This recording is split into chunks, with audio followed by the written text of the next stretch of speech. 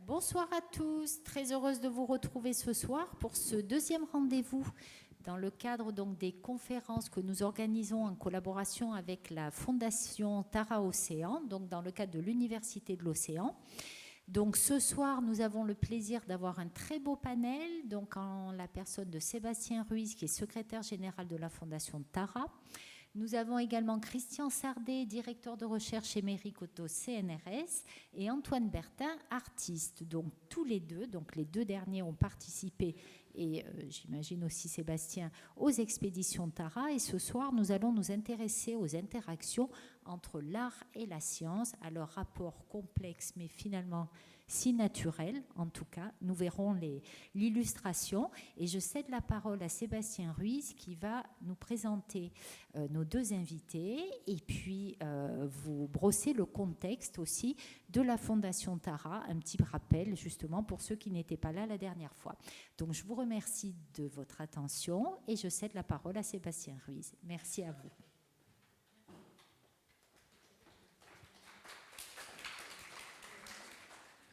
Merci beaucoup Emmanuel, merci pour cet accueil, merci à l'Artistique et à toute son équipe.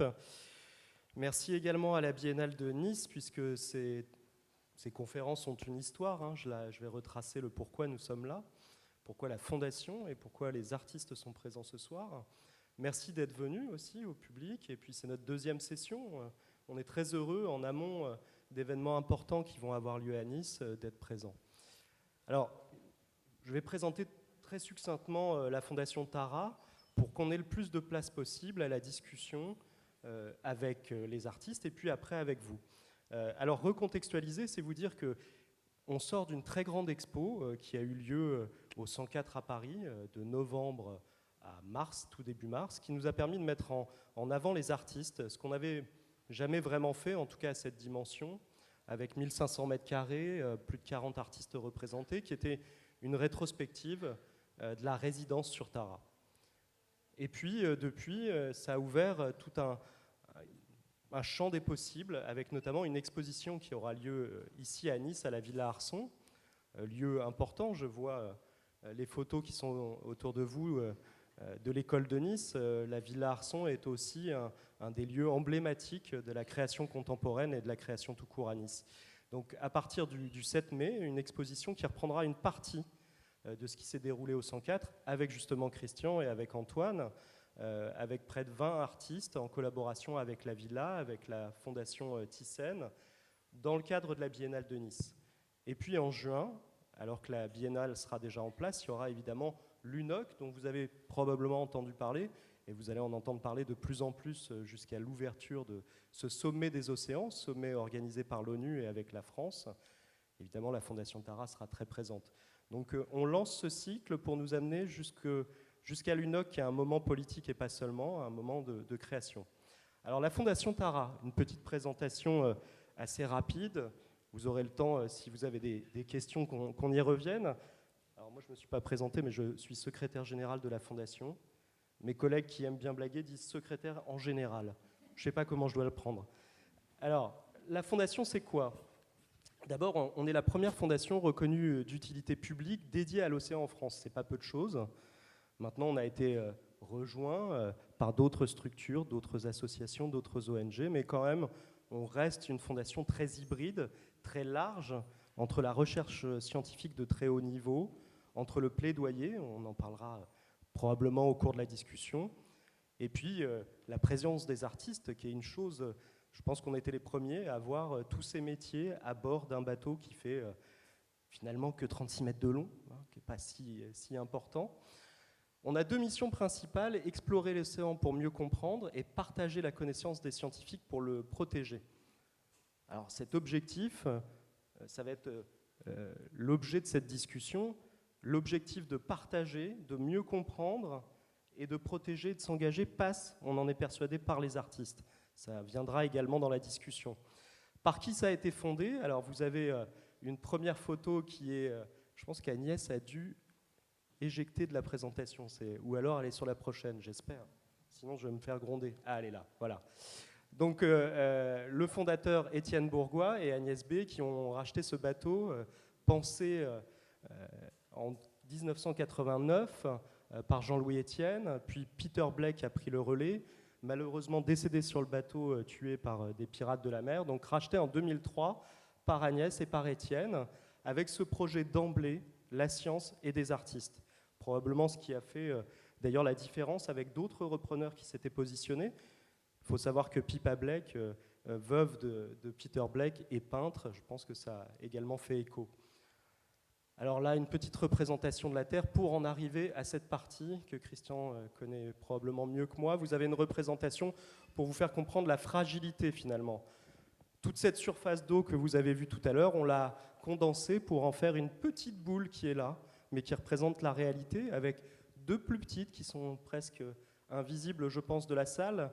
Et notamment la plus petite, c'est l'eau potable disponible, la quantité d'eau potable disponible.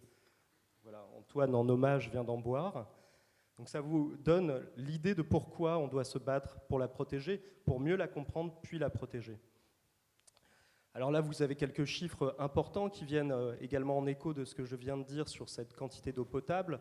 L'océan couvre 71% de la planète et abrite 99% de la biosphère, produit 50% de l'oxygène sur Terre. Ça, c'est important, on en reparlera probablement au moment où on va évoquer le plancton. Il absorbe 98% de l'excédent de chaleur, ça aussi c'est important, capture 25 à 40% des émissions de CO2 induites par les activités humaines. Et comme mettent mes collègues, et pourtant il est toujours méconnu et très affecté par les activités humaines, et toujours plus.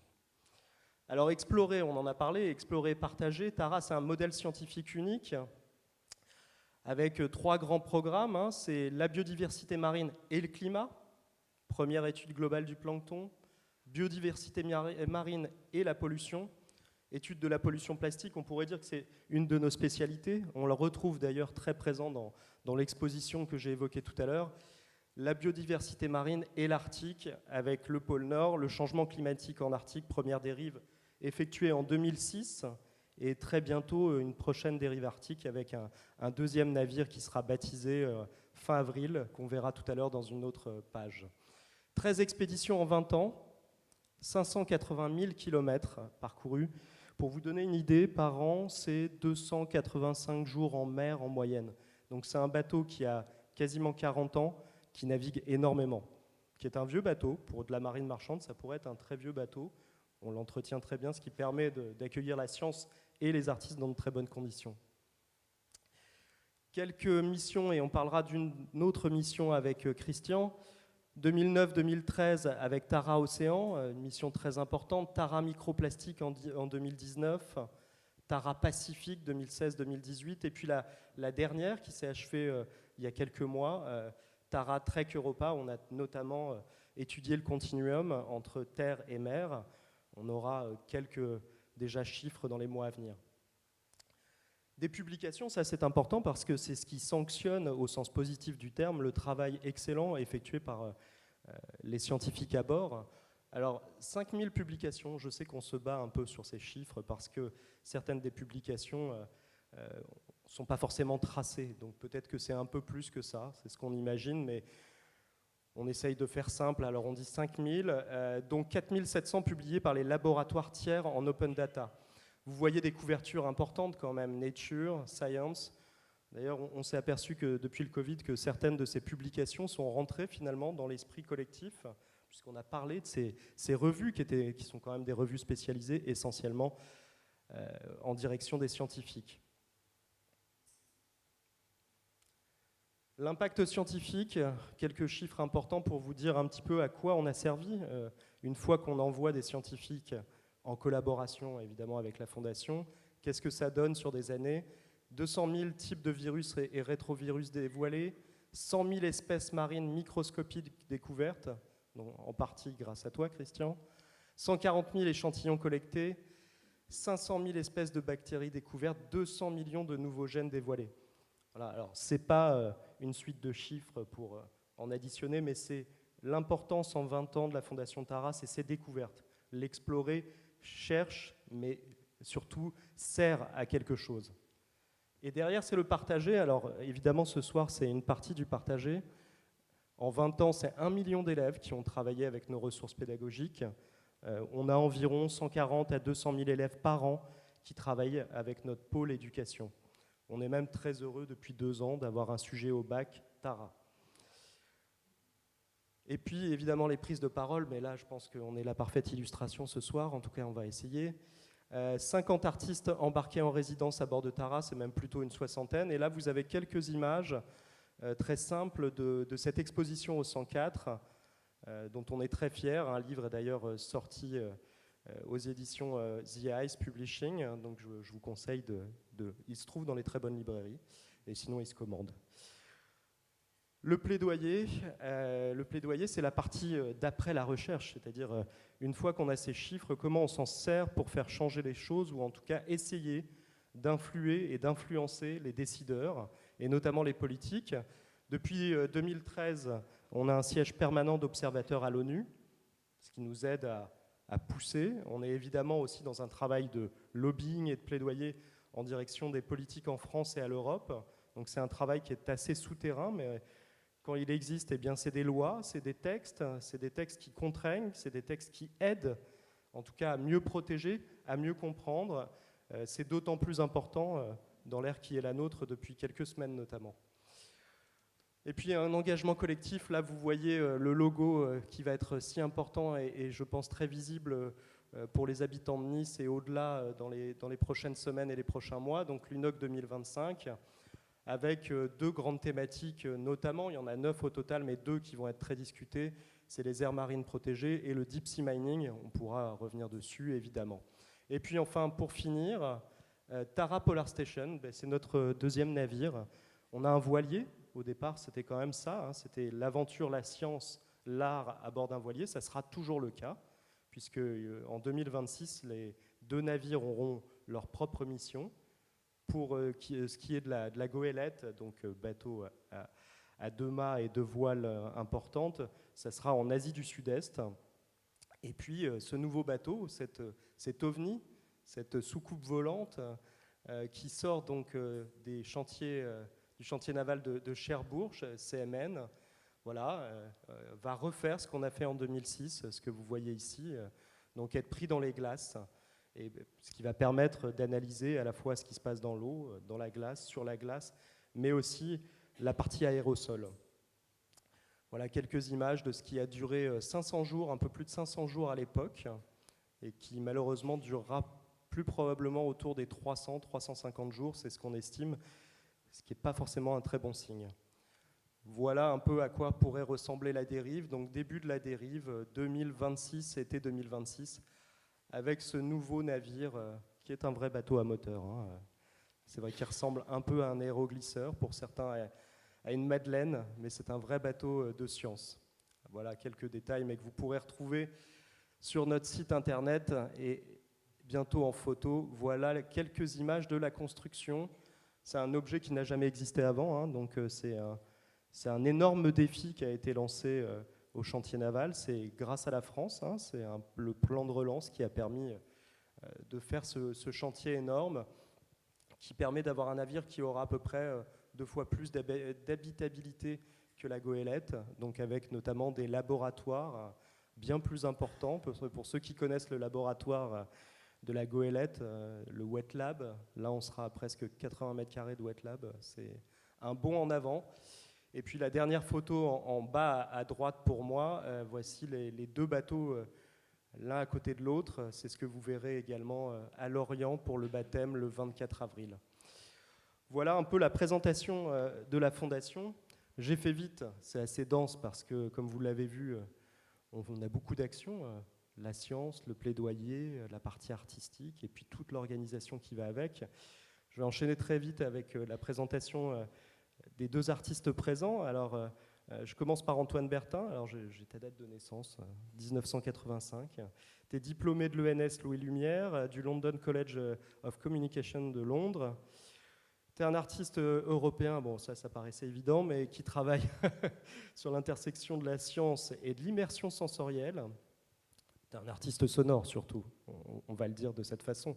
Oui, j'ai commencé vraiment avec le son, une sensibilité sonore, mais je trouve que c'est un médium qui est assez à l'aise à connecter avec plein d'autres médiums visuels, matériels. Donc voilà. Mais oui, sonore. Christian Sardet. Christian est biologiste, passionné par l'imagerie scientifique et artistique des cellules et des organismes, directeur de recherche émérite CNRS à l'Institut de la mer de Villefranche-sur-Mer. Tu t'es principalement intéressé à la fécondation et au développement de l'embryon, auteur de plusieurs films DVD primés. Je vais vite parce que tu as un CV qui est incroyable. Cofondateur et coordinateur scientifique de l'expédition Tara Océan en 2009-2013, consacrée à l'étude globale du plancton. Et puis, tu fais des œuvres depuis maintenant quelques années. Ça va être quand même aussi ça qu'on va analyser, notamment avec ton fils. Oui, quand on a conçu l'expédition Tara Océan, j'étais vers la fin de ma carrière de chercheur de laboratoire. Et j'ai toujours peint, toujours fait des œuvres à côté de mon travail scientifique. Mais ça a été pour moi l'occasion de effectivement plonger dans le plancton et surtout d'assurer une partie visuelle à travers des photos et des films pour accompagner l'expédition. D'une part nos collègues, parce que nos collègues généticiens ne connaissaient pas forcément à quoi ressemblaient les noms des organismes dont ils étudiaient les gènes, mais aussi le public, bien sûr, parce qu'on avait vraiment besoin d'incarner cette expédition et on savait très bien que l'aspect génétique qui était majeur ne le ferait pas. Et donc ça a beaucoup servi et à l'intérieur de la centaine de personnes qui ont participé à l'expédition et à l'extérieur pour les écoles, pour les personnes normales qui voulaient savoir ce qu'on faisait. Alors pour que ça soit parfaitement clair, on s'est dit qu'avant de débuter la discussion, nous trois et puis avec vous ensuite, c'était d'attaquer aussi sur les œuvres, qu'on ait des extraits. Donc on va commencer peut-être par Antoine, un extrait sonore okay. Et un visuel. Comme ça, on pourra discuter à partir de choses concrètes. Je vais, juste avant qu'on le lance, vous donner un petit peu de contexte. Dans un instant, vous allez voir une image qui est l'œuvre qu'on a présentée au 104, qui consiste en une flaque de verre dans laquelle se reflète de l'image, et voilà, qui est un film que j'ai réalisé à bord de Tara, qui capte la manière dont le soleil se reflète sur le plancton, on pourra en parler plus après, et du son. Et dans quelques secondes, on va lancer un extrait sonore. Et voilà, je voulais vous donner un petit peu quelques explications pour guider l'écoute. Au début, vous allez entendre un son un petit peu bizarre, que j'ai trouvé très musical à bord de Tara, qui est un appareil scientifique qui s'appelle l'Acurie, qui mesure la densité de plancton dans l'océan. J'en ai fait une sorte de composition musicale. Et vous allez entendre aussi une voix qui est celle de Flora Vincent, scientifique à bord, avec qui j'ai embarqué, qui était la chef scientifique pour cette mission, et avec qui on a créé un narratif suite à la mission sur laquelle on a embarqué ensemble, poétique. Voilà. Et venant d'une scientifique, c'était très intéressant de travailler sur un narratif comme ça, plus sensoriel, évocateur. Donc je vous laisse écouter ce petit extrait d'1 minute.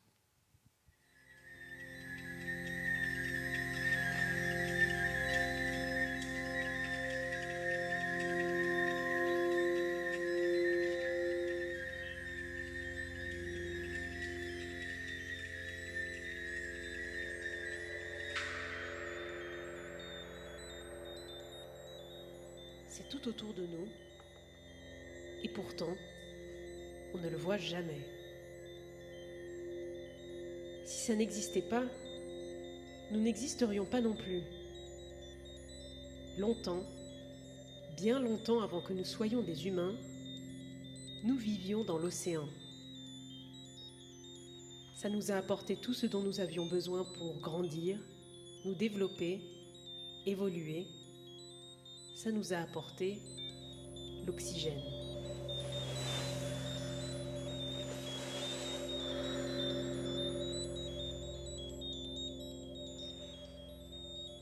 D'ailleurs, ça nous l'apporte toujours aujourd'hui. Chaque année, ça produit autant d'oxygène que toutes les forêts terrestres réunies. Et avec cet oxygène est arrivée la vie telle que nous la connaissons. Le krill a besoin d'oxygène, les poissons ont besoin d'oxygène, les tortues, les baleines et les dauphins ont besoin d'oxygène. Nous, nous avons besoin d'oxygène.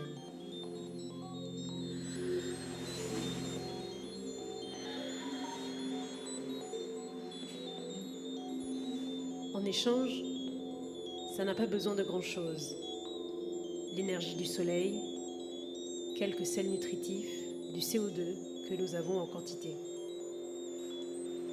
C'est assez autonome, mais profondément connecté aux autres espèces qui dépendent de ça pour survivre. Alors clairement, la vie sur Terre serait très, très différente si ça n'existait pas. Z04, c'est encore mieux. Z04, c'est encore mieux. 43. C'est ça.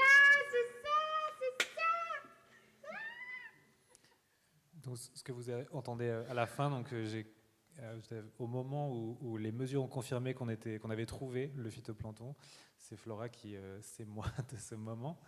J'étais très content de le capter avec mon micro. Voilà, et donc cette œuvre, juste pour finir là-dessus, je vous parlais du fait que cette flaque émet du son, reflète du son. On s'est intéressé en particulier à un des sujets qui est étudié à bord de Tara, au sujet du phytoplancton et d'une espèce particulière qui s'appelle les coccolithophores, qui est la manière dont ils échangent de l'information, dont ils communiquent. Et ce qu'on entend, c'est une transformation, une traduction en son de données scientifiques, de chimiques. En fait, c'est des petites molécules qu'on appelle des métabolites qui sont échangées au sein des blooms de phytoplancton, qui sont transformées en composition musicale. Voilà, donc des sujets passionnants à bord de Tara pour les artistes, et on pourra en parler au cours de la conversation. On peut ajouter que cette pièce sera visible également à la Villa Arson à partir du 7 mai. Peut-être plusieurs, on est en train de voir comment on peut développer la chose, mais en tout cas, une des flaques sera présente à minima. Christian, on a d'autres choses à voir, des extraits, et puis un petit peu ce que tu as pu développer grâce à Tara, à la fois en sciences, mais pas seulement. On peut diffuser quelques extraits, et ensuite on rentrera dans le sujet de la relation vraiment art-science. J'avais indiqué cette présentation de Mel dans les Deux-Sèvres, une ville où j'ai passé ma jeunesse, à Villefranche-sur-Mer, parce que à Mel, j'ai commencé à voir des organismes et ça a déclenché ma vocation de biologiste. Et puis finalement, en tant que scientifique, j'ai été des molécules et cellules aux embryons, au plancton et jusqu'à l'histoire de la vie, qui est le sujet de ma dernière œuvre sur les cellules. Et je suis reconnaissant aussi aux gens qui m'ont vraiment aidé, comme les deux personnes que vous voyez sur l'écran, Antoine et Guillaume, les éditeurs de mes livres, qui m'ont vraiment accompagné dans cette aventure. Et puis aussi, évidemment, la Fondation Tara, avec qui nous avons fait une grande aventure humaine, scientifique et artistique. Alors, en fait, je vis dans la région, à La Gaude, plus exactement, un petit village qui n'est pas loin d'ici. Et j'ai fait une grande partie de ma carrière aussi près d'ici, dans la station marine de Villefranche-sur-Mer. Vous voyez la baie de Villefranche ici, la station marine qui a une histoire prestigieuse, qui est devenue station marine dans les années 1880. Et j'ai la chance aussi, grâce à mon épouse et la famille américaine, de passer une grande partie de mon temps aux États-Unis. En fait, j'ai une enfance de peintre. J'ai eu la chance d'être initié à l'aquarelle par un peintre et j'ai inondé ma famille de peinture, dont vous voyez un exemple ici. Et puis l'autre influence particulière qui m'a donné le goût d'être biologiste, c'est ce petit microscope que m'avait offert mon grand-père et qui, je crois, est le seul objet que j'ai encore de cette époque. Et puis à chaque fois que j'ai travaillé sur quelque chose, que ce soit les molécules à gauche, sur les poissons, quand je suis venu à Villefranche étudier comment les poissons passaient d'eau douce et en eau de mer, à chaque fois j'ai fait des représentations avec l'aquarelle, jusqu'à des représentations du plancton à droite, de la diversité de cet écosystème et de la fécondation aussi et des développements des des embryons, j'ai travaillé une trentaine d'années avec une équipe de recherche d'une quarantaine de personnes que je dirigeais à la station marine de Villefranche-sur-Mer sur ces sujets de développement des embryons. Et puis, vers la fin de ma carrière et pendant ma retraite active, je me suis complètement immergé dans le plancton grâce à cette expédition qu'on a conçue vers les années 2008-2009 avec la goélette Tara pour faire une évaluation du plancton dans le monde entier. Et on a eu la chance d'avoir beaucoup de collaborateurs très talentueux avec lesquels on a travaillé et de pouvoir pour la première fois avoir des images de plancton dans les grands quotidiens comme Le Monde, New York Times ou d'autres pour faire découvrir aux gens qui pensent que le plancton ce sont que des petites crevettes que les baleines mangent, que c'est bien plus, c'est le plus grand écosystème sur la planète et le plus ancien. Et j'ai eu la chance de travailler aussi avec mon fils Noé et son associé Sharif pour un certain nombre de productions multimédia, comme un petit musée ici qui est dans les Cornouailles, qu'on avait été inauguré, et un site très populaire que les écoles consultent beaucoup. C'est des petites histoires sur différents organismes du plancton, tout aussi curieux les uns que les autres.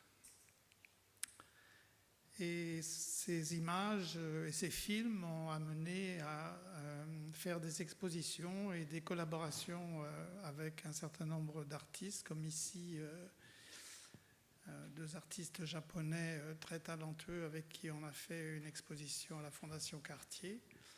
Et plus récemment, comme l'a mentionné plus tôt, la magnifique exposition au 104. On a plusieurs expositions en ce moment. On vient d'en installer une à Abu Dhabi et il y en a une qui est encore à Montréal avec nos films et nos installations interactives.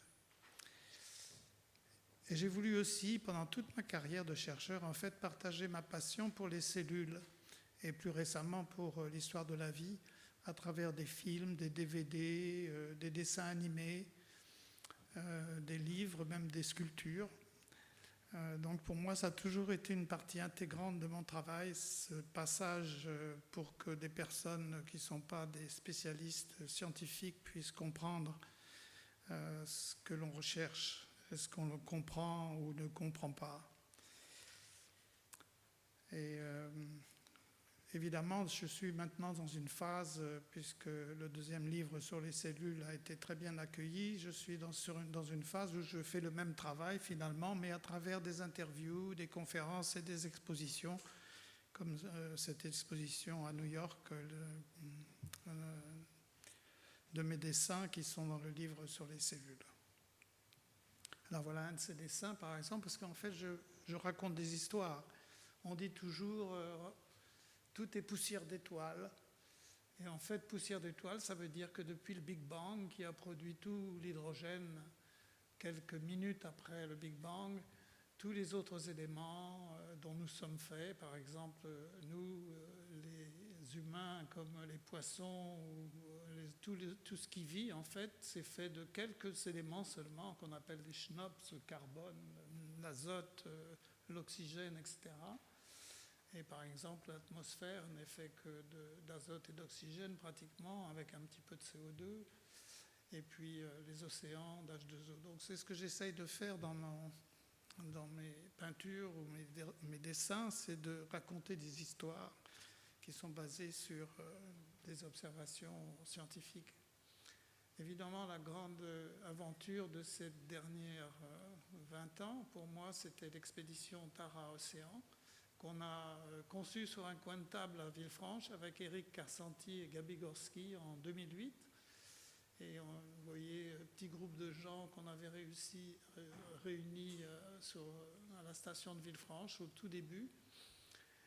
Et on a voulu faire une exploration du plancton dans tous les océans avec des techniques qui étaient en pleine expansion, des techniques biomédicales en fait, l'analyse des gènes à grande échelle. Et heureusement, on a eu des partenaires extrêmement puissants qui nous ont aidés. Et du coup, je remercie aussi bien sûr Agnès B, qui était vraiment fondamentale dans cette histoire pour mettre à disposition un bateau d'expédition et aussi préparer en amont toutes les escales. On en a fait une 50aine dans Tara Océan. Et également des institutions comme le CNRS, bien sûr, le Laboratoire européen de biologie moléculaire ou le CEA avec le génoscope qui a été très important parce que pour séquencer des gènes, ça a été vraiment fondamental d'avoir ce partenaire. Et Agnès et Antoine et Romain ont été vraiment formidables dans toute cette histoire. Donc c'est une aventure privée-publique. Alors voilà, qu'est-ce que c'est que le plancton? C'est un mélange d'organismes, des milliers d'organismes qui diffèrent dans différents endroits, qui peuvent changer dans la semaine. Et ça vient plancton de planctos, ça veut dire que c'est tous les organismes qui dérivent avec les courants.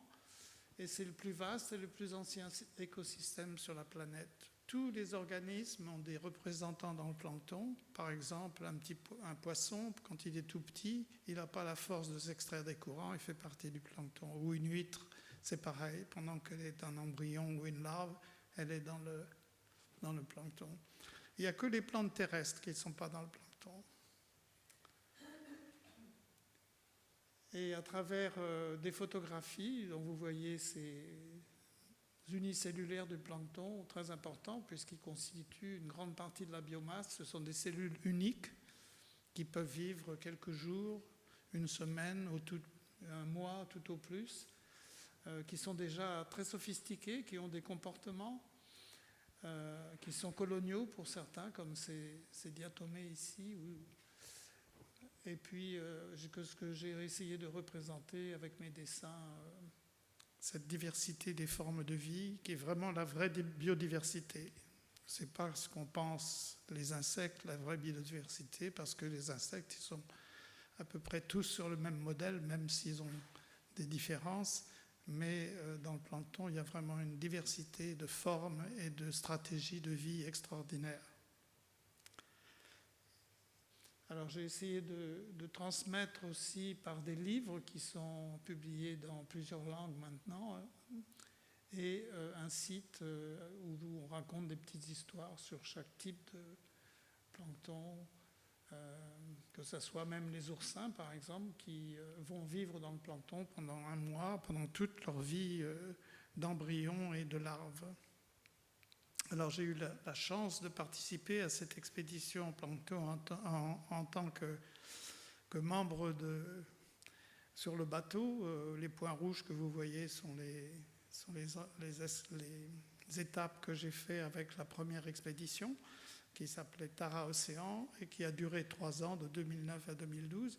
Et je vais vous montrer un petit film sur une expédition plus récente qui s'est déroulée autour de l'Amérique du Sud et qui est remontée les côtes d'Afrique. C'est une partie que nous n'avions pas faite dans la première expédition.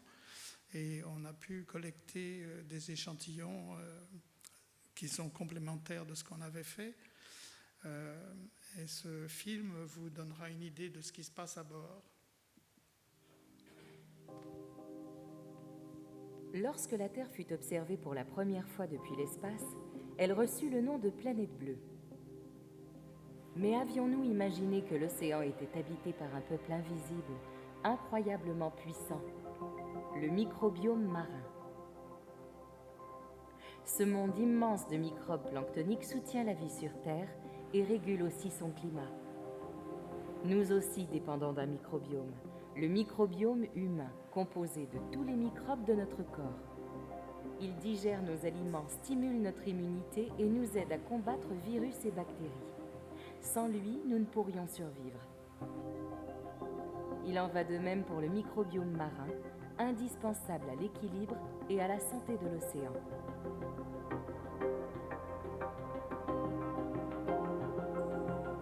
Depuis 3 milliards d'années, les cellules de phytoplancton, protistes et bactéries oxygènent le monde.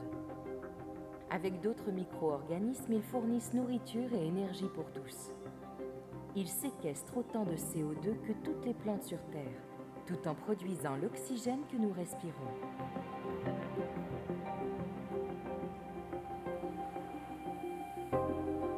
La la Fondation Tara Océan a lancé la mission Microbiome pour étudier le microbiome marin dans sa globalité. Des virus jusqu'aux bactéries, protistes et larves. L'expédition explore les relations encore méconnues entre ces organismes du microbiome et le reste de l'écosystème marin.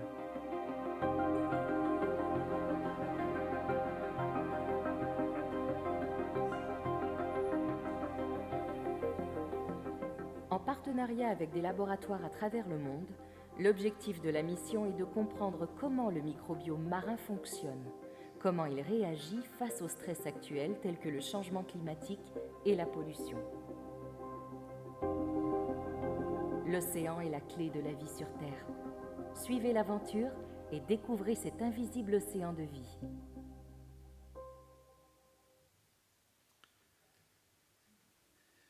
Peut-être, en fait, j'ai un autre document, mais peut-être peut le faire après. Ça dépend du temps. Mais il va être montré à la Villa Arson. Il s'agit du ballet du plancton, qui est une sorte de fresque des différents organismes qui sont dans le plancton, qui avait été conçu à l'origine pour le Muséum d'histoire naturelle à Paris, où vous voyez les gens sont à l'intérieur d'un grand cylindre. C'est comme si vous vous trouviez au milieu de l'océan, au milieu du plancton. Mais pour des raisons pratiques, on ne peut l'avoir que sur une surface plane que vous verrez, mais quand même très sympathique à la Villa Arson prochainement. Alors je ne sais pas si tu veux qu'on la... Est-ce qu'on passe un petit extrait de peut-être oui, ou que alors les gens voient une... on peut la laisser se dérouler pendant qu'on parle, sans le son peut-être. Oui, très bien, c'est une comme très bonne ça. idée. Ok. Comme ça, si jamais on est un peu ennuyeux, vous pourrez regarder derrière nous. Mais on peut baisser un peu la lumière, c'est pas très grave si on nous voit moins. Ouais, voilà. Très bien, merci beaucoup Christian, merci Antoine. On peut débuter les questions.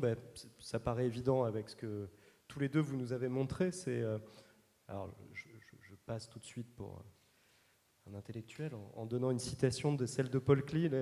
L'art ne reproduit pas le visible, il rend visible. Je commence par toi, Antoine. Comment est-ce que tu es en accord avec cette citation?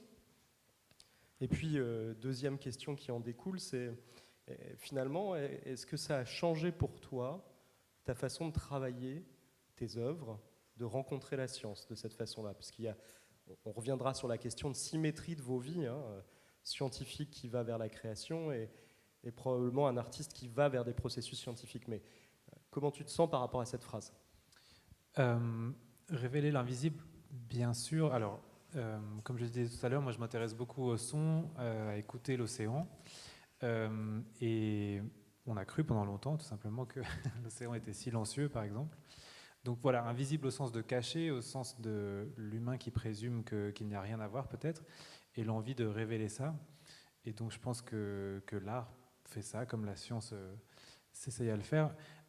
J'irai plus loin avec cette citation en termes de mon intérêt personnel, c'est rendre visible l'invisible et aussi de pouvoir sculpter de nouvelles perspectives sur ces choses que la science ou l'art peut révéler, celles qu'on voit déjà et celles qu'on ne voit pas parce que peut-être on n'est pas encore ça n'a pas encore découvert parce qu'on n'a pas encore fait ce petit shift qui nous permet de découvrir de nouvelles choses.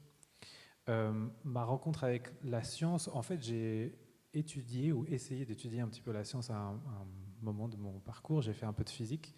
J'ai adoré ça. Je pense que ça vient d'une impulsion qui est en fait très similaire à ce qui me motive, ce qui guide en tant qu'artiste. Mais voilà, ce qui m'a fait aller vers l'art intuitivement, c'était l'envie de mélanger des choses. Et en tout cas, au début d'un parcours scientifique, je pense que c'est très différent après quand on devient scientifique accompli. Mais en tout cas, au début, c'est très en silo. Et je me suis senti enfermé tout de suite. J'ai eu envie de mélanger tout de suite astronomie et océan. Et, enfin, voilà, des choses qui au départ sont comme ça en compartiment. Donc ça a été à la fois un éloignement de la science et en même temps ça a toujours été une énergie qui guide voilà, de vouloir comprendre les choses, mais aujourd'hui avec des méthodes qui sont différentes, qui sont celles de l'art et de la pratique artistique. Merci. Et pour toi, Christian, Alors, on va vous révéler les secrets, mais c'est vrai on répète avant de se voir. En général, on se parle un peu. Quand je te posais la question hier, tu me disais pour toi, c'est la même chose. Faire de la science, créer une œuvre contemporaine. Moi, je vois ça comme un continuum. Quelque chose, effectivement, d'autant plus que dans mon cas particulier, faire des observations scientifiques sur les cellules, ça implique le microscopique, donc quelque chose qu'on ne voit pas avec les yeux. On est obligé d'utiliser un filtre qui est un instrument. Donc il y a quelque chose d'assez semblable à d'autres démarches plus artistiques. Mais j'ai toujours, en ce qui me concerne, j'ai toujours eu le besoin de dessiner ce que je voyais, ou du moins mon interprétation de ce que je voyais. Voilà. Donc c'est une interprétation créative et un continuum de mon observation de la nature. Alors, j'inverserai presque la question, est-ce que la pratique professionnelle, maintenant de la création contemporaine, puisque des expos dans des galeries, ça veut dire vendre des œuvres, les montrer à des milliers de personnes comme c'est le cas au 104, est-ce que ça a impacté ton travail scientifique? Est-ce que ça a donné d'autres choses? Est-ce que ça t'a poussé à le voir différemment? Il y a toujours un apprentissage, donc on apprend. On apprend à parler devant un public, on apprend comment mieux montrer les choses. Donc oui, c'est forcément, il y a comme la science, il y a un apprentissage. Donc c'est ça. Dans mon cas, c'est un chemin. Voilà. Alors là, c'est la rencontre pour vous, pour toi, pour Antoine, de la science, enfin en tout cas avec la résidence à bord, et inversement pour Christian, mais c'est plutôt un compagnonnage de la création. De ce que je comprends, c'est le dessin a toujours été là, et puis ça s'est transformé en vidéo. Il y a quand même quelque chose qui vous permet de vous rejoindre, c'est le son. Tu as beaucoup parlé, Christian, de la question de narration. Tu en as parlé tout à l'heure également, Antoine. Le son, quelle place là dans votre création, le son? Collaboration pour Christian, pour toi c'est de la création. Parlez-moi du son, peut-être Antoine, pour commencer. Avec plaisir. Le son, je pense que c'est un phénomène qu'on sait capter en tant qu'humain. Le son, ça veut dire beaucoup d'autres choses pour d'autres espèces. Dans l'océan, par exemple, la physique du son est très différente. Toutes les espèces perçoivent le son de manière différente. Tu en sais sans doute plus que moi, mais dans le plancton, par exemple, le son, c'est beaucoup presque tactile. C'est des vibrations, c'est des choses qui sont différentes que ce qu'un humain peut capter. Donc, le son, c'est quelque chose d'un peu universel comme ça. Et je pense que c'est aussi pas seulement un médium, pas seulement une matière, mais une sensibilité, une manière d'appréhender certains problèmes, certaines choses, peut-être de faire attention au temps qui passe. Le son, c'est quelque chose qui s'étend, qui se déroule, on ne peut pas le capter comme ça d'un mouvement audieux, comme une image. Et donc je pense que c'est une sensibilité, une manière d'approcher des problèmes ou des mystères, etc., et qui se retrouvent aussi dans la science. Et dans l'art, parfois c'est des personnalités différentes, parfois c'est des méthodes tout simplement différentes. Donc pour moi, le son, c'est toutes ces choses-là. Mais voilà, une affection particulière dans mon cas. Je ne sais pas trop expliquer pourquoi, mais pour ce phénomène-là.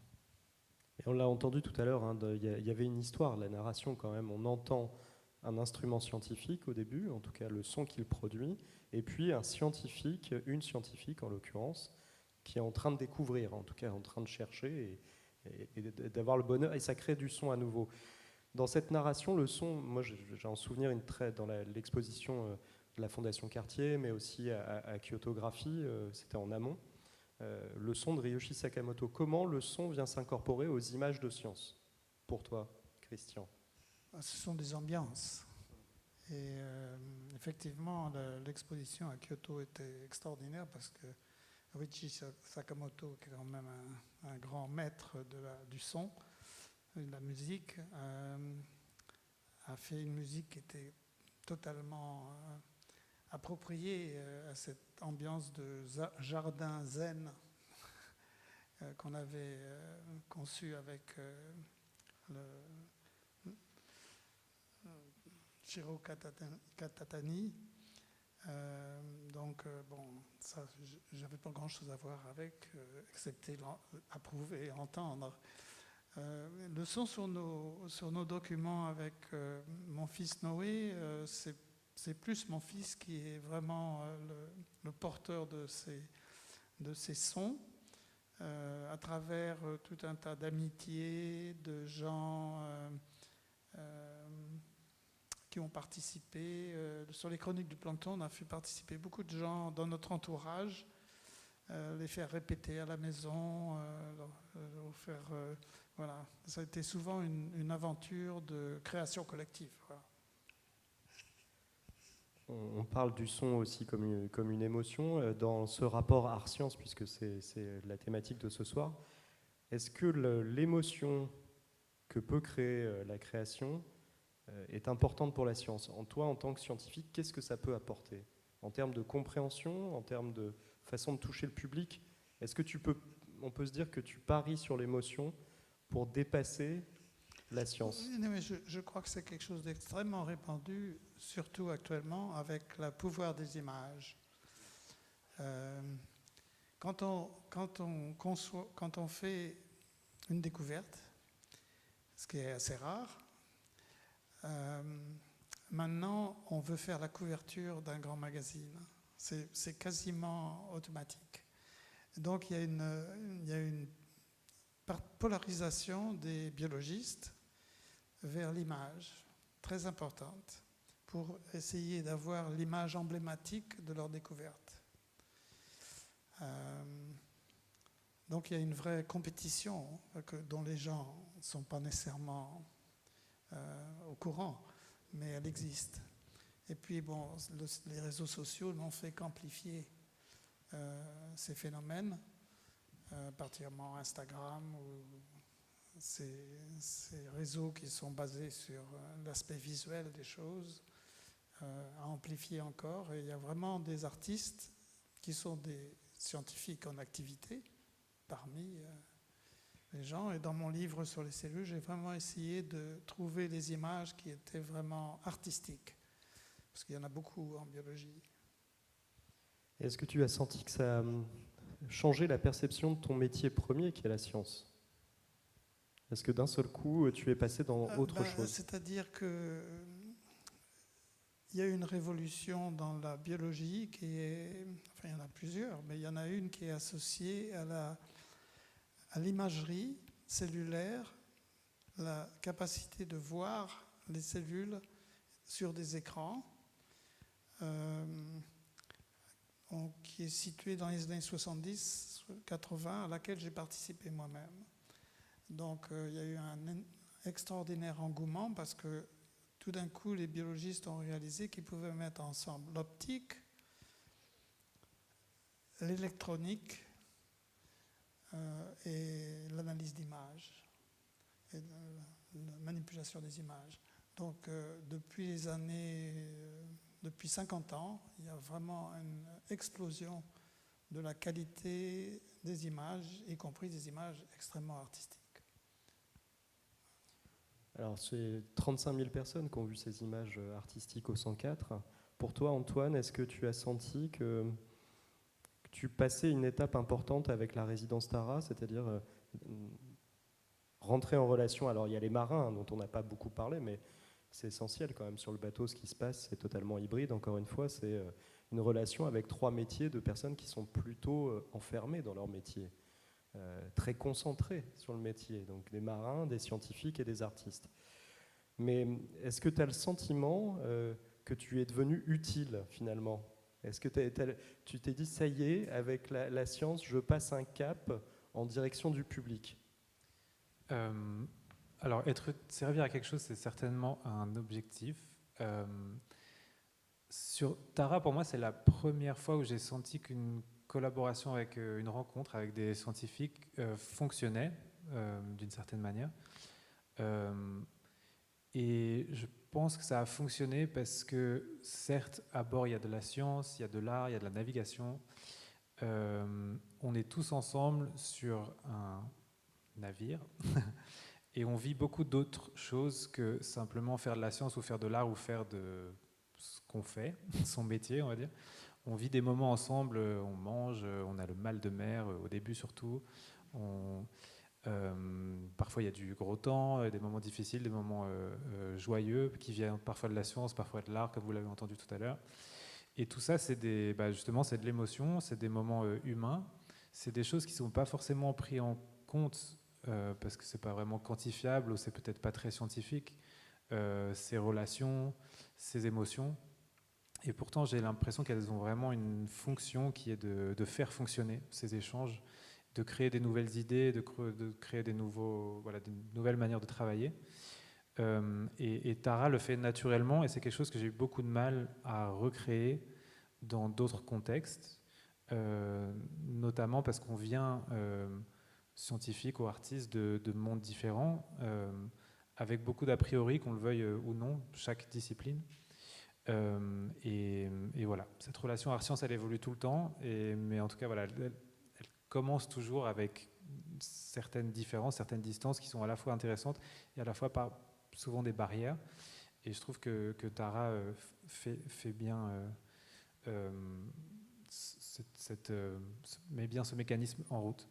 Et donc servir à quelque chose, oui, voilà, je pense que j'ai servi à quelque chose comme grâce à ce bateau, mais arriver avec un angle différent, je pense que ça a beaucoup de valeur, voilà, et que tous ces contrastes entre disciplines a beaucoup d'utilité.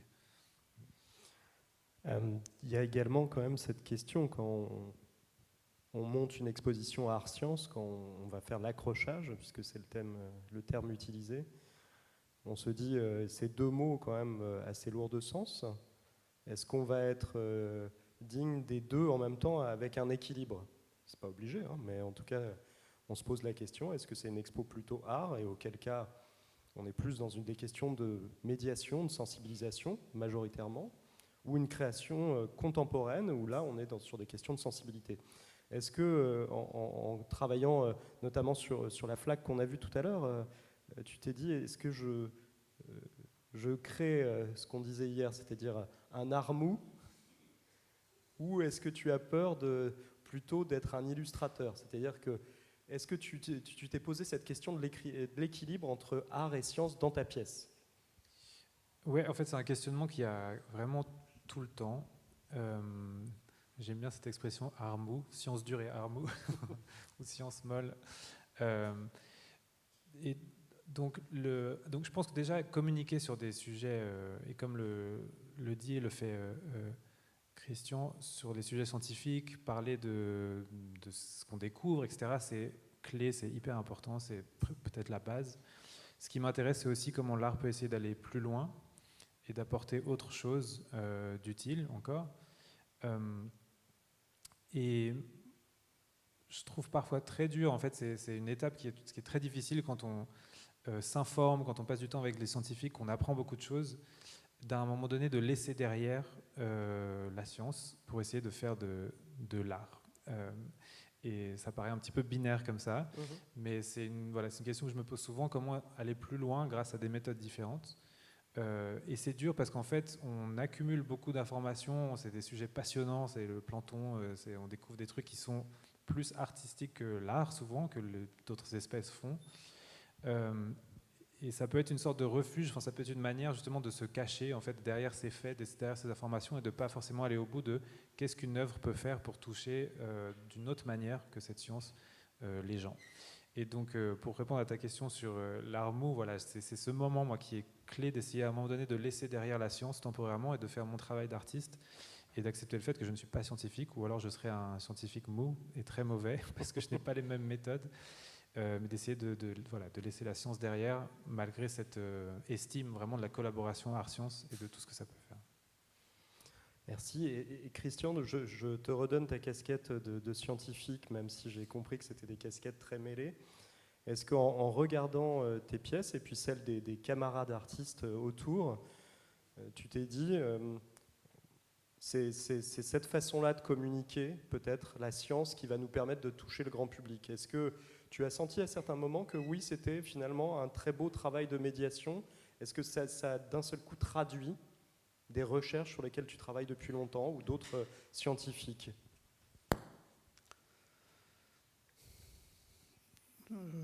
Oui, dans le cas de l'expédition Tara, c'était vraiment une démarche qu'on a eue depuis le début. Je savais que je ne tenais pas à faire de la science dure. Je savais que j'avais des collègues qui étaient plus doués que moi, même pour ce genre de choses. Donc j'ai tout de suite pris le rôle de faire quelque chose de la médiation à travers l'illustration le mieux possible de ce que pouvaient être ces organismes du plancton, qui sont d'une beauté extraordinaire de toute façon. Donc essayer de capter cette beauté, parce que je savais que c'était l'antidote à l'aspect extrêmement froid des gènes qui était absolument nécessaire pour savoir qui était là et en quelle quantité à chaque moment dans la mer, que c'était quelque chose de très puissant. Mais ça ne dit rien de ces organismes, ils ont des comportements. Certains sont aussi sophistiqués que nous, ils ont des cerveaux, des estomacs, etc. Donc c'était une façon un petit peu de rétablir un équilibre pour moi et pouvoir le partager surtout. Évidemment, j'allais dire, en t'entendant parler du plancton comme lui rendre hommage, presque lui rendre une dignité, en tout cas, ça montrer son utilité par sa beauté. Ça, c'est un message, on l'a senti notamment avec le jeune public au 104, et je pense qu'on l'aura aussi à la Villa Arson, c'est de prendre conscience de l'existence et de la beauté fait qu'on s'engage probablement un peu plus profondément et plus fortement dans sa défense. Il y a quand même quelque chose, on tourne autour, et on en a parlé un peu hier, moi je veux savoir à quel moment tous les deux vous avez rencontré le plancton, parce que c'est finalement la relation, je pense, importante. Antoine était également sur la mission microbiome. Peut-être raconte-nous, tu nous as parlé un peu du microscope tout à l'heure. Oui, alors, moi c'est par vague. La première vague, je ne savais même pas que ça s'appelait du plancton, mais c'est quand j'ai commencé à regarder sous mon petit microscope, j'avais peut-être 13-14 ans, ce qu'il y avait dans les mares de mon village. Donc c'était déjà du plancton, mais je n'ai pas formulé ça en tant que plancton. Et puis ma deuxième rencontre avec le plancton, c'est quand je suis venu ici à Villefranche et que j'ai décidé de travailler sur la fécondation et le développement des embryons. J'ai cherché dans le plancton des organismes parce que j'avais une stratégie, qui est d'ailleurs une stratégie ancienne, qui n'est plus la stratégie prédominante pour les biologistes, c'est poser la bonne question au bon organisme. Maintenant, on pose toutes les questions à quelques organismes. Ça a changé. Mais dans mon cas, j'ai cherché, par exemple, je me suis posé la question, mais est-ce que les spermatozoïdes sont attirés par les œufs? Si on regarde la plupart des espèces, ce n'est pas du tout évident. C'est même vraiment difficile de savoir. Mais il y a des espèces dans la baie de Villefranche qui s'appellent des siphonophores, qui sont apparentés aux méduses, où là, c'est vraiment tellement évident. On met des spermatozoïdes et des œufs, on voit que les spermatozoïdes ils vont faire une petite... ils vont se concentrer à un pôle de l'œuf, qui est le pôle où l'œuf doit être fécondé de toute façon. Donc, il faut poser cette question à ces organismes. Donc, une deuxième rencontre, c'était pour des questions de biologie cellulaire. Et la troisième rencontre, c'était quand on a conçu l'expédition Tara-Océan. Je connaissais quelques organismes du plancton, ceux sur lesquels j'avais travaillé, mais je ne connaissais pas les autres. Et donc, j'ai eu des leçons particulières, heureusement, de beaucoup de zoologistes qui étaient encore en activité, ou même certains en retraite, qui m'ont éduqué. Voilà. Mais même chose pour toi, Antoine, la rencontre avec le plancton. Pour moi, c'était vraiment le moment que vous avez entendu tout à l'heure en audio, où on entend cette machine qui fait un bruit de machine, mais ce bruit est aussi la machine qui travaille à révéler donc ces êtres invisibles. Je ne connaissais rien du plancton en toute transparence, avant d'embarquer sur Tara. Je m'étais renseigné un petit peu quand même, mais je ne m'étais pas douté qu'un mot pouvait couvrir quelque chose de si vaste. En fait, le mot, ça devrait être univers quasiment. Ça va de l'échelle nano jusqu'aux méduses. Il y a sais pas si c'est des millions, des milliards ou des trilliards d'espèces, mais enfin, c'est gigantesque. Donc je ne m'étais pas douté de ça, et en fait j'ai pris conscience de ce qu'il y avait sous nos pieds, c'est-à-dire dans l'océan, depuis le bateau, à travers les mois des scientifiques que vous avez entendus tout à l'heure. Donc c'était vraiment les cris de joie. C'est le moment, voilà, c'était mon premier contact, peut-être pas physique, mais donc du coup émotionnel, et où je me suis rendu compte de la magie du plancton. C'était le moment que vous avez écouté tout à l'heure. J'étais très content que c'était un moment plus sonore quelque part, avec des voix qui s'exclament et des machines qui travaillent à le révéler. Pour moi, c'était un cadeau que ça soit un moment sonore aussi. Alors c'est la forme de révélation, c'est aussi, j'en reviens au-delà de la relation avec le plancton, parce que c'est une vraie relation. Je pense à toi, Christian, c'est quand même quelque chose qui traverse une bonne partie de ta vie, et au-delà du professionnel, puisque c'est une passion. Mais c'est la rencontre pour les artistes avec les scientifiques aussi. Est-ce que tu as encore, toi, Antoine, des relations et des discussions régulières avec les scientifiques qui étaient à bord, et est-ce que vous alimentez les uns les autres et dans les deux directions? Ouais, complètement, et ça c'est vraiment une chance. On s'envoie des messages souvent, on essaye de trouver de nouvelles collaborations, de trouver de nouvelles opportunités de travailler ensemble. Et voilà, et on échange sur des sujets qui sont, je pense, chacun hors de nos zones de confort. Je pense qu'on se pose la question ensemble de comment aller plus loin pour la cause écologique, tout simplement, pour comment communiquer ces choses-là, mais comment, voilà, encore une fois, servir à quelque chose pour célébrer, pour protéger ces espèces, dans un contexte où on voit malheureusement que la communication scientifique ou le fait d'avoir une science qui fait bien son travail et publie ses résultats n'est malheureusement pas suffisante pour réussir à protéger ces espèces aujourd'hui. Donc qu'est-ce qu'on fait maintenant? Comment est-ce qu'on va plus loin? Comment est-ce qu'on continue? Et comment on continue aussi d'inventer de nouvelles stratégies qui sont compétitives avec les compétiteurs?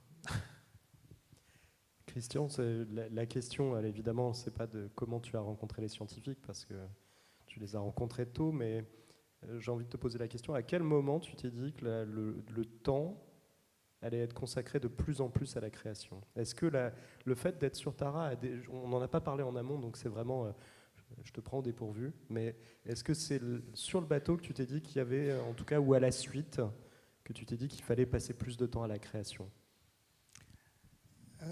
Pour moi, c'était vraiment quand j'ai quitté mon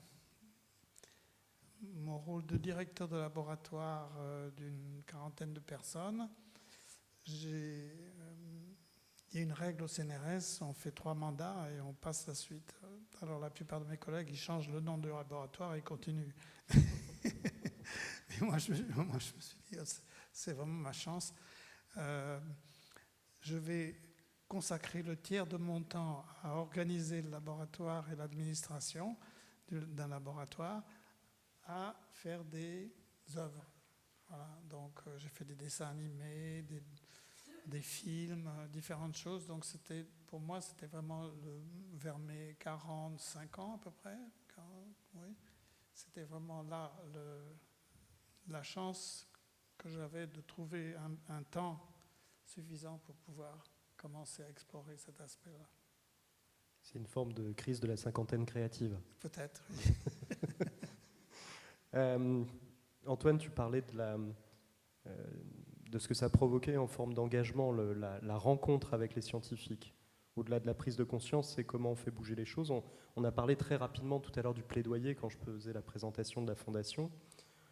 Et je pense que ça sera une de mes dernières questions. Après, on passera à la discussion avec la salle. Mais est-ce que vous avez le sentiment, quand on a encore une fois 35 000 personnes qui passent en 4 mois au 104, et c'est quand même un nombre de personnes conséquentes pour une exposition d'art contemporain, est-ce que vous avez le sentiment que ça peut servir, au-delà de la compréhension, à défendre et même s'engager, au meilleur du sens du mot politique?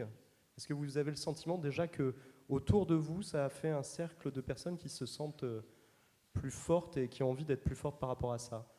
Christian, peut-être, est-ce que tu sens que ça engage plus que quand la science était moins main dans la main à certains moments qu'avec avec la création contemporaine? C'est ça qui est intéressant dans toute cette aventure Tara Océan, c'est en même temps une aventure scientifique, artistique et humaine. Donc, parce que c'est un réseau, on va se réunir en mai de nouveau. Chaque année, on voit des nouvelles têtes arriver, des jeunes qui viennent s'agréger, et puis des anciens comme moi qui partent. Donc c'est un réseau vivant de, je dirais, 200 personnes, y compris donc une soixantaine d'artistes. Donc c'est peut-être 300 même. Oui, je pense que c'est ça. Qui gardent justement, qui gardent des contacts, des collaborations, qui explorent les possibilités de travailler ensemble. Donc c'est ça qui est assez remarquable. Et ça, c'est une aventure humaine. C'est la plus intéressante probablement. Est-ce que toi, Antoine, tu sens au-delà d'être un passeur, c'est pas un mot qu'on a beaucoup utilisé, mais c'est ce que vous faites à travers la création, la façon de montrer, de rendre visible l'invisible. C'était une sorte de mantra pendant toute l'exposition, et puis je pense que c'est celui de la Fondation depuis le début, grâce à la science, c'est de rendre l'invisible visible. Mais est-ce que tu sens, au-delà d'être un passeur, d'être un peu plus un lutteur ? Bon, oui, cette lutte, elle doit se faire avec plaisir et énergie quand même, parce qu'elle va durer longtemps. Donc, non, je pense que dans cette question du plaidoyer, donc il y a l'idée de défendre, de convaincre, de faire changer d'avis. Comment est-ce qu'on fait changer d'avis des personnes, mais aussi des personnes qui ont un pouvoir d'action parce qu'elles ont été élues et qu'elles sont en position de peut-être changer des choses plus rapidement. Informer, se renseigner sur des choses, ça peut faire changer d'avis, mais je trouve qu'on change aussi beaucoup d'avis, on évolue en vivant des expériences. Que cette exposition au 104, par exemple, elle avait beaucoup à donner de choses à vivre à travers les œuvres, avec se rendre entre amis, avec sa famille, dans une exposition, de faire l'expérience de sensations, d'émotions. Ça contribue de changer des avis. Donc en ça, je pense que ce format exposition, tout comme Tara l'avait déjà fait en accueillant des gens à bord, en montrant ce qui est fait, c'est vivre ces moments, et je pense que c'est très important. Et peut-être juste un deuxième point pour conclure, c'est dans cette rencontre Art Science, donc l'extrait sonore que vous avez entendu au début, où Flora, donc une scientifique, parle de manière plus poétique de son expérience à bord, de son expérience de recherche, avec certains aspects plus émotionnels, parfois même spirituels, de qu'est-ce qu'on fait là, qu'est-ce que c'est le plancton. J'ai réalisé en faisant ça que c'est pas, en travaillant sur cette pièce, que c'est pas forcément évident pour un ou une artiste de faire ce pas. On peut être très critiqué dans le contexte scientifique ou au-delà de ça, parce que c'est pas de la science, ou on se met trop en avant, on devient peut-être moins scientifique. Et ces critiques font que c'est pas évident pour un ou une scientifique de s'engager, par exemple. La science, à la base, avant qu'on se retrouve dans une situation plus critique environnementalement, elle est censée peut-être rechercher, donner des informations, mais pas convaincre, justement, pas faire du plaidoyer. C'est le rôle des politiques de prendre ces informations et de faire les bons choix. Mais il manque un chaînon en ce moment, peut-être que l'art peut aider à résoudre. Et je trouve que tous ces risques que ces collaborations invitent à prendre et à tester les frontières sont hyper intéressantes aussi. Et je devais jeter un peu des fleurs aux scientifiques aussi.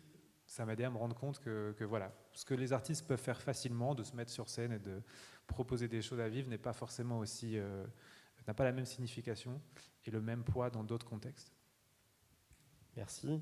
Alors pour vous donner un exemple, et après on va passer le micro à la salle, c'est en 20 ans, ce qu'a fait Tara, maintenant un peu plus, mais on est plutôt à 22 ans, c'est pour la première fois, en tout cas moi c'est une expérience personnelle, d'être dans un métier où les plus jeunes qui arrivent et qui sont embauchés, leur rêve quand ils étaient adolescents, c'était de travailler chez Tara. Donc je pense que c'est ça aussi, le plaidoyer qui marche sur du long terme, ce qu'on a pu ressentir avec le plus jeune public aussi au 104. En tout cas, merci beaucoup, et en espérant vous revoir également à la Villa Arson. N'oubliez pas, l'art et la science main dans la main, et en espérant que ça nous porte. Merci beaucoup, bonne soirée. Merci à tous.